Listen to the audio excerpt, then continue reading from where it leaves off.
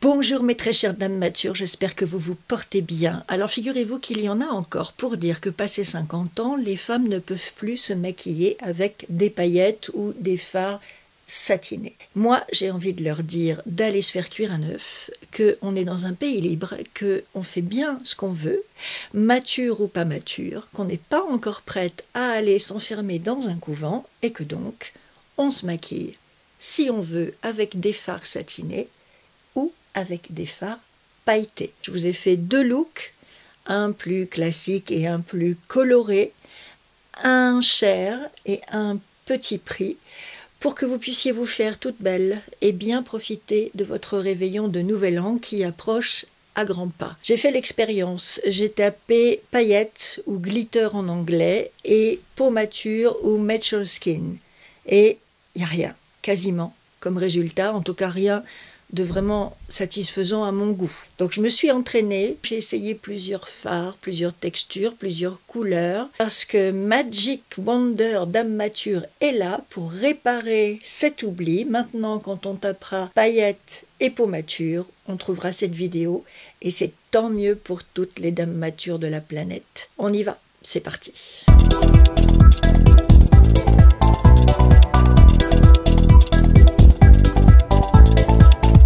D'accord, c'est le réveillon du premier de l'an, alors on a le droit de mettre de la lumière, de l'éclat, des paillettes, des choses qui vont illuminer votre visage, votre regard, un maquillage de fête, un maquillage glamour. C'est pas parce qu'on a 50, 60 ou 70 ans qu'on ne peut plus être glamour, on n'est pas obligé d'être confiné dans le rôle de la mamie qui fait des gâteaux et des confitures.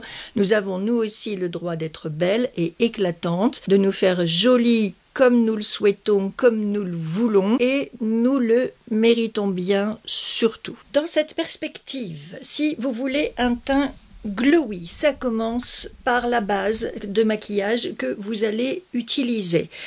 Vous avez différentes sortes de bases en fonction de vos besoins. Vous avez les bases matifiantes qui viennent corriger les excès de sébum. Vous avez les bases hydratantes qui viennent soulager vos peaux sèches. Vous avez les bases qui vont venir vous apporter de l'éclat. Ça, c'est pour celles aussi qui ont les peaux sèches et ternes. Et puis les bases lissantes, ça, c'est pour venir lisser les peaux ridées, les peaux affaissées qui ont besoin d'être comblé. Quoi qu'il en soit, préparez bien votre peau. Faites-vous des masques au tissu ou bien des masques que vous rincerez ensuite pour nettoyer votre peau, la purifier, l'exfolier et l'hydrater. Vous devez faire tout ça avant de vous maquiller parce que comme je dis toujours, si vous faites un maquillage glowy mais sur une peau qui n'est pas nickel en dessous, l'effet ne sera pas au rendez-vous et vous risquez d'être déçu. Donc prenez bien le temps avant de faire votre maquillage, de vous faire une exfoliation, enlever toutes les cellules mortes qui vous donnent un teint gris et qui ont du mal à tomber toutes seules à partir d'un certain âge, et ensuite des soins hydratants. Toutes ces choses sont primordiales avant de passer à la phase de make-up. Mon choix de base, c'est donc fixé sur cette base de By Terry à l'acide hyaluronique, une base de soins extra lissante, qui assure correction, matité et micro-comblement. J'insiste bien sur les zones du cou qui sont plus marquées.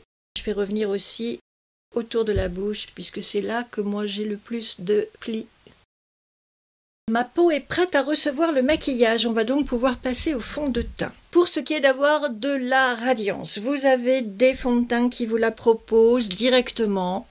Et si vous n'en avez pas de ces fonds de teint-là, eh bien vous prenez votre fond de teint mat et vous ajoutez un petit peu d'enlumineur dedans, de l'enlumineur liquide, et ça fera très bien l'affaire. Autrement, dans ceux qui vous proposent de la lumière naturelle et incluse dans le fond de teint, vous avez le Vitalumière de Chanel, qui est excellent, et vous avez le Authentic Skin de Zoeva que je vous ai montré dans une revue il y a quelques mois maintenant. Je vous mets la vidéo ici si vous voulez. Si vous avez peur de l'effet illuminateur de vos rides, je vous invite à mettre une petite base matifiante ou comblante là où vous avez des rides à cacher pour que le fond de teint ne vienne pas les accentuer. Et pourquoi j'ai sorti les deux? Parce que vous voyez, celui-ci est jaune est pâle et celui-ci est plutôt rose. Je me suis un peu plantée dans le choix de la couleur, c'est le 45 rosé. Alors que je sais maintenant que j'ai aucun ton rosé dans ma carnation, mais à l'époque je ne le savais pas. Et celui-ci c'est le 080 Brilliant. Et je me suis dit que si je mélangeais ces deux fonds de teint, vu qu'ils font la même chose, j'arriverais à compenser le côté trop clair de celui-ci et le côté trop rose de celui-là. Nous allons voir si mon pari fonctionne. Le Vitalumière, il est très fluide. Le Zoeva, qui est un petit peu plus épais que le Chanel. La combinaison des deux est parfaite. Et vous voyez la lumière qui se reflète.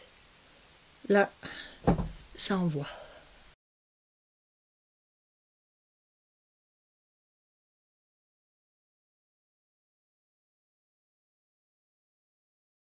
Je vais bien dans les creux là, au coin du nez où j'ai des ombres. Et pourquoi une base? Bien tout simplement parce que la base va venir faire une barrière protectrice entre votre peau et le maquillage, va permettre de fixer le maquillage et d'hydrater votre peau. La base fait plein de choses, elle lisse la peau, elle la matifie ou elle l'illumine selon les besoins que vous avez, elle l'hydrate, elle fait une barrière et elle fixe le maquillage. Par conséquent, quand on s'apprête à passer une nuit longue, de soirée, de fête, et qu'on a besoin que le maquillage tienne, la base est un indispensable. Voilà, regardez.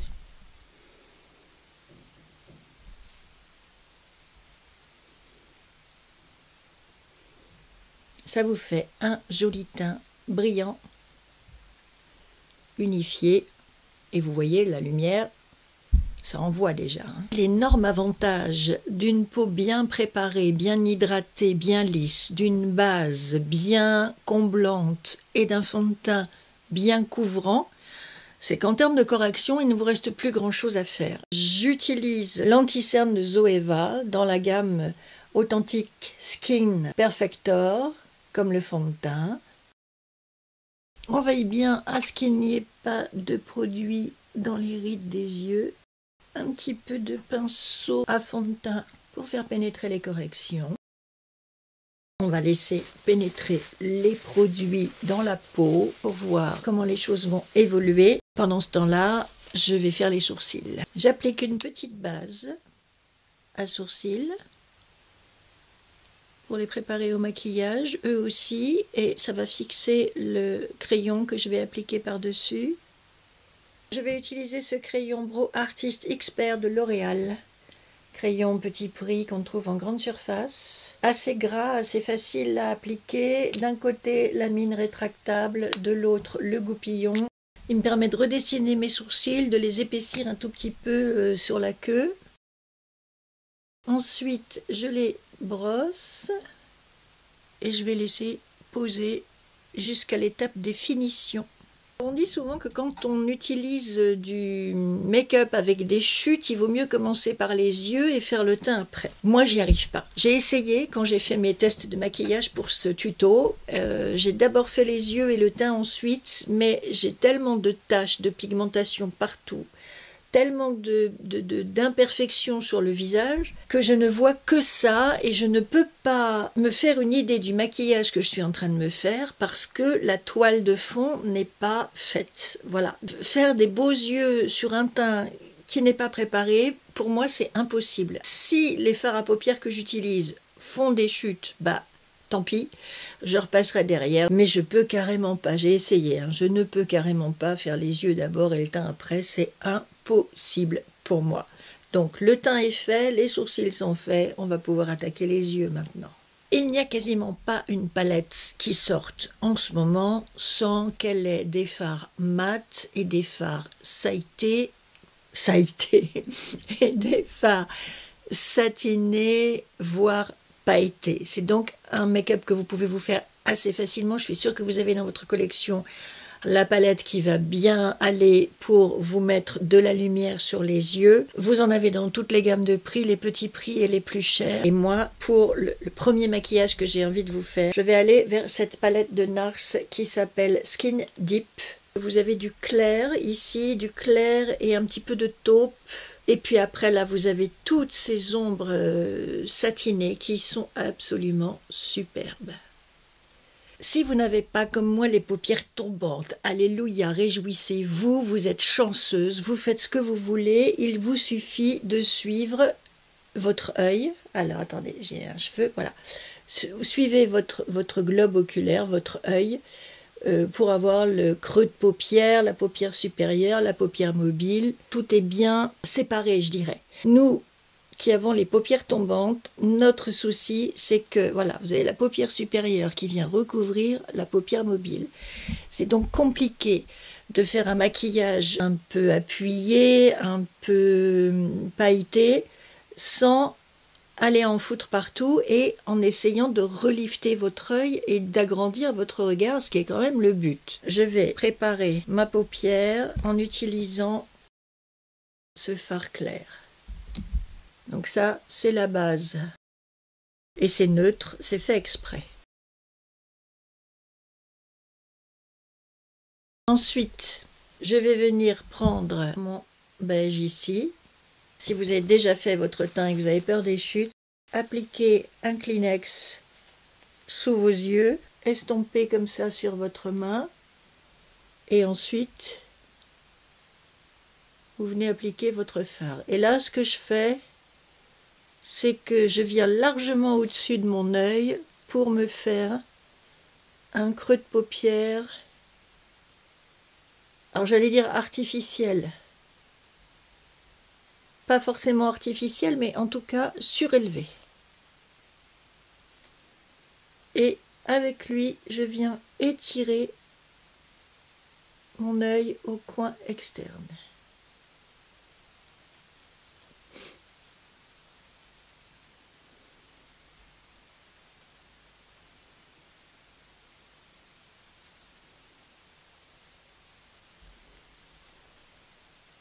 Il ne faut surtout pas, vous voyez, c'est ce que j'ai fait un petit peu, déborder, aller vers le bas. Votre maquillage doit lifter votre regard, l'emmener vers le haut, pas vers le bas. Donc, vous pouvez utiliser un scotch, ça vous fera la limite à pas dépasser, ou bien vous utilisez votre Kleenex et vous retravaillez vos fards. Vous mélangez, mélangez, mélangez, estompez, estompez, encore et encore. N'ayez pas peur. Ne vous dites pas que ça dure trop longtemps et que c'est trop. Là, je prends un Sigma E25, un fluffy, mais un peu, pas pointu, un peu plat au bout. Parce que moi, je vois bien dans tous les tutos que j'ai regardés, les maquilleuses, elles passent énormément de temps à travailler leurs fards pour bien les mettre en place et qu'ils se fondent sur votre peau. Donc ça peut paraître fastidieux, long. Vous pouvez vous dire, mais à quoi bon mettre des fards si c'est pour derrière les enlever? Mais c'est ça la technique de maquillage. C'est ça qui, pour moi, fait qu'un maquillage est réussi.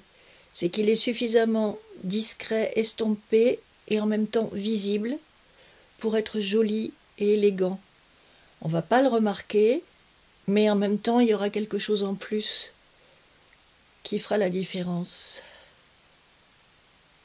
Voilà, donc, dans les tutos que j'ai vus, ces très jeunes femmes, elles blendent, blendent, blendent et reblendent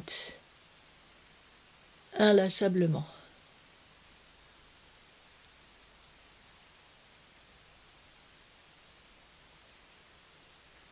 Voilà, ce qui fait qu'au début, si vous vous souvenez, j'avais un trait grossier et épais, et qu'au final, j'ai une ombre portée légère, subtile et discrète.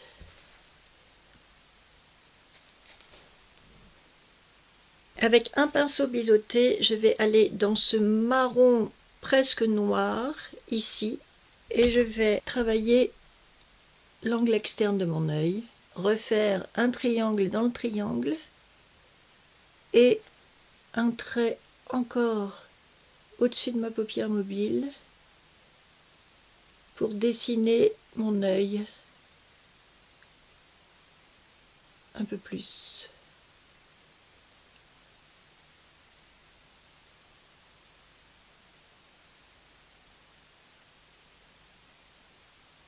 Et devinez quoi? Vous reprenez votre pinceau et vous blendez à nouveau.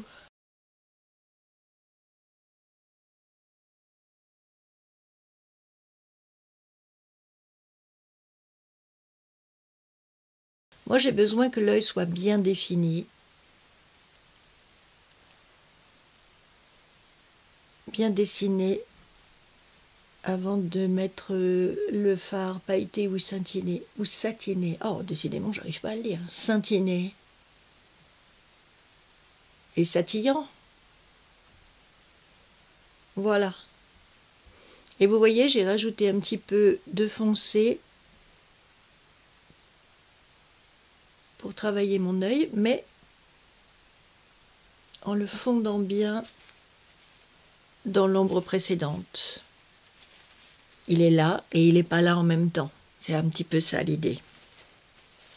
Pour continuer de définir mon œil, je vais prendre un crayon noir que je vais venir appliquer au ras de cils inférieur.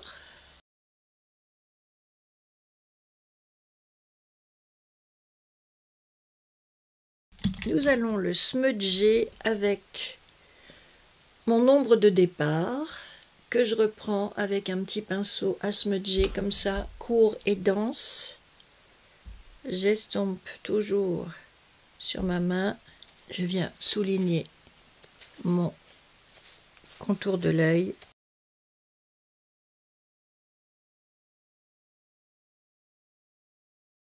Je vais reprendre mon pinceau plat et je vais repasser de l'ombre claire sur ma paupière mobile, là où elle a pu recevoir un petit peu d'ombre foncée. C'est ce qui me permet de dessiner la limite du fard pailleté que je vais appliquer après. Vous comprenez? Ici c'est foncé, je ne vais pas aller trop avec mes paillettes. Je vais rester là où j'ai rajouté de l'ombre à paupières claire. Je vais commencer avec ce joli doré, la teinte Icon. J'en prends avec mon doigt. Vous voyez, elle est très compacte, pas du tout volatile, pas du tout fofolle qui va aller s'éparpiller partout. Normalement, celle-là, elle va rester en place. Ces fards-là, on les applique délicatement au doigt. Et vous voyez, je reste bien sur mon ombre claire.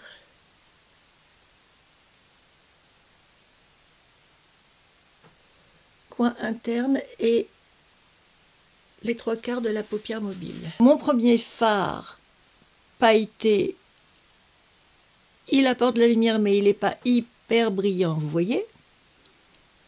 Mais il apporte quand même de la lumière. Et c'est là qu'éventuellement je peux attraper celui-ci qui est plus clair et à mon avis qui va être plus lumineux.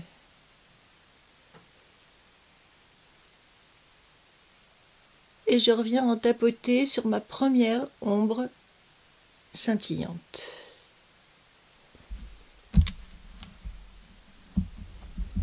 Si vous voulez retravailler un peu, maintenant que vous avez mis votre ombre à paupières satinée, vous avez une meilleure idée de votre make-up. Voilà, je trouve que du coup, j'ai un petit peu effacé les limites au coin externe.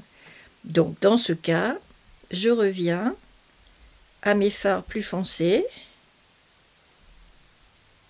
Et je reviens dessiner. Alors moi, je pars toujours du bas pour aller vers le haut. Et je reviens me faire une ombre soutenue au coin externe de l'œil.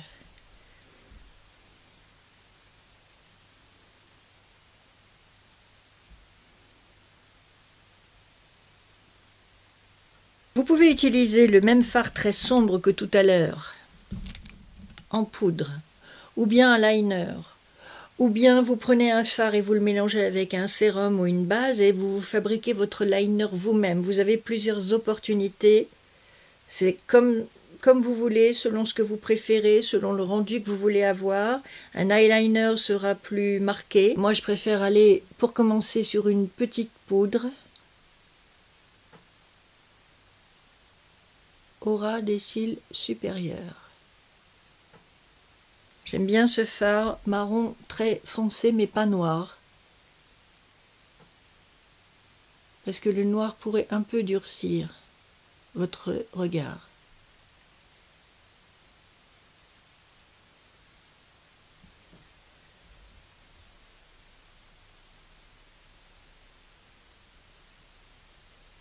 Et vous y allez par petites touches.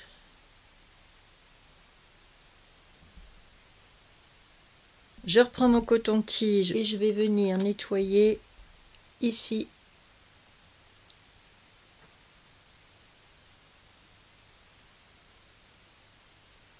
Sous mon œil, enlever l'excédent de fard et les chutes éventuelles. Ensuite, je viens enlever le démaquillant, parce que c'est un démaquillant biphasé, donc un peu huileux. Donc je viens absorber l'huile du démaquillant. Évidemment, cette technique vous oblige à refaire votre contour de l'œil, mais comme je vous l'ai dit, je ne sais pas faire autrement, je ne sais pas maquiller mes yeux sans avoir fait mon teint. C'est peut-être une chose que je vais devoir apprendre à faire dans les mois qui viennent. Pour l'instant, je n'y arrive pas. C'est comme ça. Et je vais repasser mon pinceau à fond de teint parce que l'anti-cerne Zoeva est un peu plus jaune que mon fond de teint.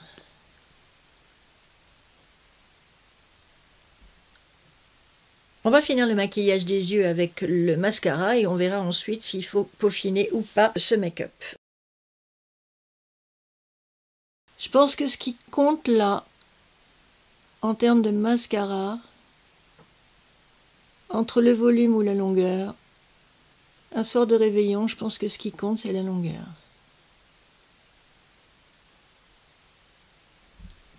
Voire même, vous pourriez vous mettre des faux cils aussi si vous le souhaitez, pour avoir ce côté vraiment glamour des maquillages de fête.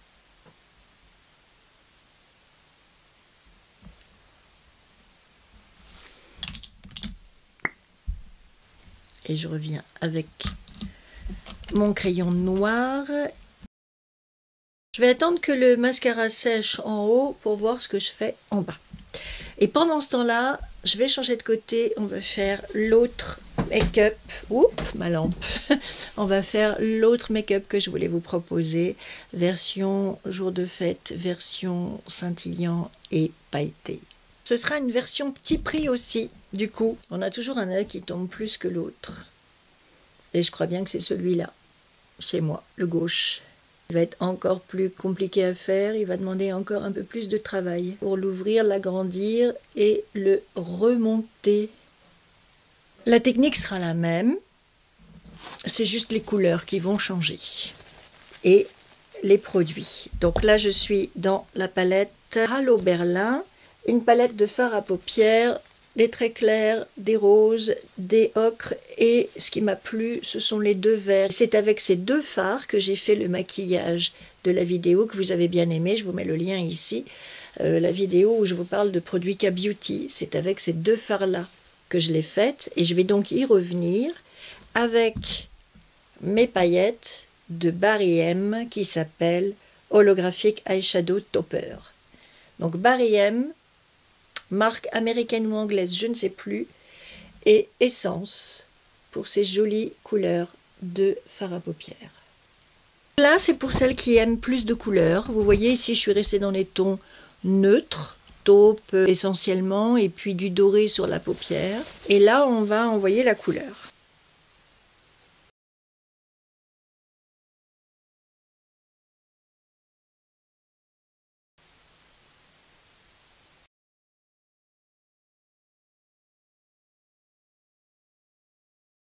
Et là, il est très important de vous regarder bien droit dans les yeux, dans votre miroir, parce que tout tombe. Donc, il faut vraiment être bien en face de vous, le plus détendu possible. Vous ne levez pas le sourcil, vous agrandissez pas votre œil, vous restez impassible, détendu, neutre, et vous allez vous faire un creux de paupière imaginaire, surélevé. En réalité, mon creux de paupière est là, mais je suis obligée d'aller au-dessus. Cause ma paupière supérieure recouvre vraiment beaucoup ma paupière mobile. Et comme tout à l'heure,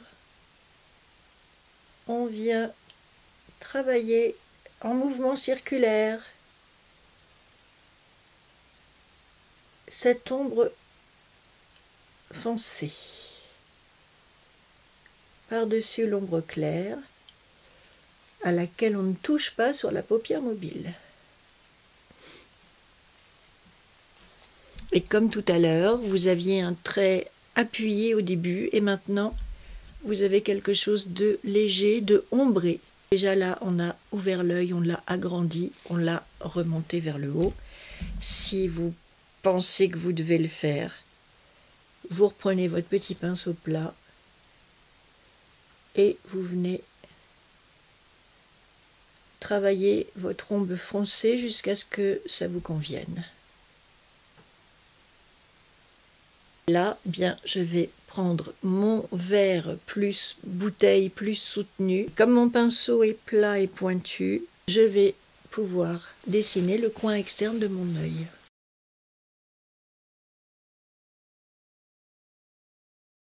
Comme tout à l'heure, je fais extrêmement attention à ne pas aller au-delà de cette ligne. Je reste bien dans l'axe de la pointe de mon sourcil.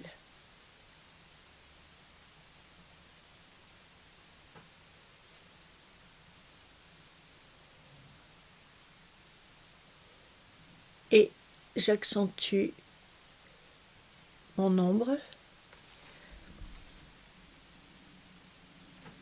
au coin externe.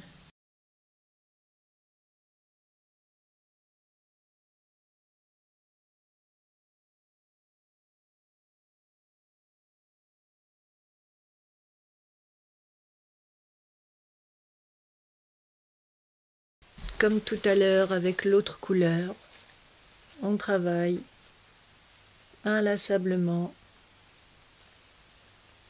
son ombre jusqu'à obtenir l'effet désiré. Marqué, pas marqué, atténué ou pas, voilà.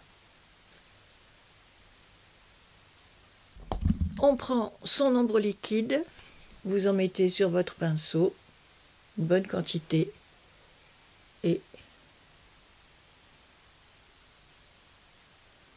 vous l'appliquez sur votre paupière. Et là, du coup, comme j'ai la paupière supérieure qui recouvre vraiment beaucoup mon œil, ma paupière mobile, j'ai le droit de monter un petit peu plus haut.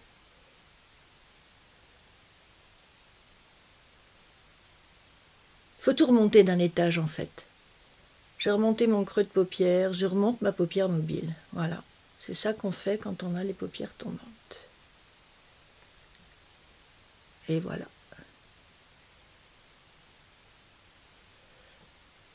Et je viens fermer le coin externe de mon œil avec mon ombre à paupières la plus verte, la plus foncée. Et à nouveau smudger le dessous de mon œil. Voilà.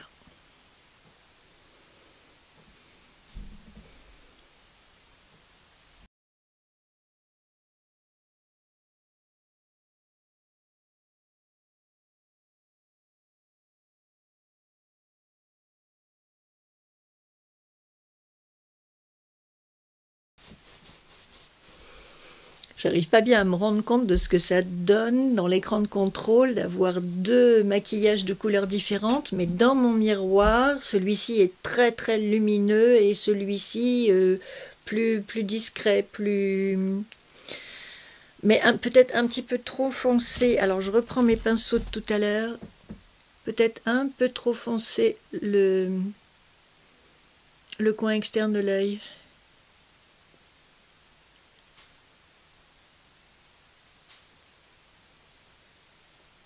Voilà, je l'ai atténué un petit peu.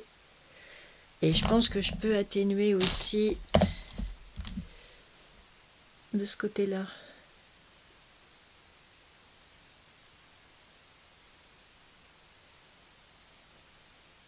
Et voilà comment vous pouvez vous faire un make-up scintillant holographique lumineux avec un fond de teint lui-même lumineux. Alors vous voyez, j'ai pris 2 fonds de teint, un luxe Chanel et un petit voire moyen prix Zoeva. Ce qui fait que c'est vraiment un make-up qu'on peut se faire quel que soit son budget, parce que dans toutes les marques, on trouvera des palettes avec des fards scintillants, des fards liquides pailletés, des fards crème satinés, des crayons, des bases, des mascaras longue tenue waterproof, et puis on va finir le teint, mais vous avez aussi dans les marques petit prix des belles palettes de teint avec des beaux blushs, des enlumineurs, des bronzers et tout ce qu'il vous faut. Voilà, donc c'est vraiment 2 hypothèses de travail, 2 options de make-up, une dans les tons neutres, taupe dorée, une autre plus colorée dans les tons verts, mais vous pouvez le faire avec du rose, du jaune, du mauve, les couleurs qui vous plaisent. 2 alternatives pour un maquillage de fête, et dans différentes gammes de prix, donc comme ça il y en a pour tout le monde. Et voilà le résultat final, une jolie coiffure, des petites boucles d'oreilles et roule ma poule, vous êtes prête pour le réveillon du Nouvel An, du classique ou du fantaisie, du cher, du petit prix, vous vous faites plaisir, vous vous faites belle, c'est tout ce qui compte. Je vous souhaite donc de passer un très bon réveillon de Nouvel An, de bien vous amuser quand même, de bien en profiter. Et je vous dis à très vite pour de nouvelles aventures de make-up. Bye, mesdames matures. Et bonne année.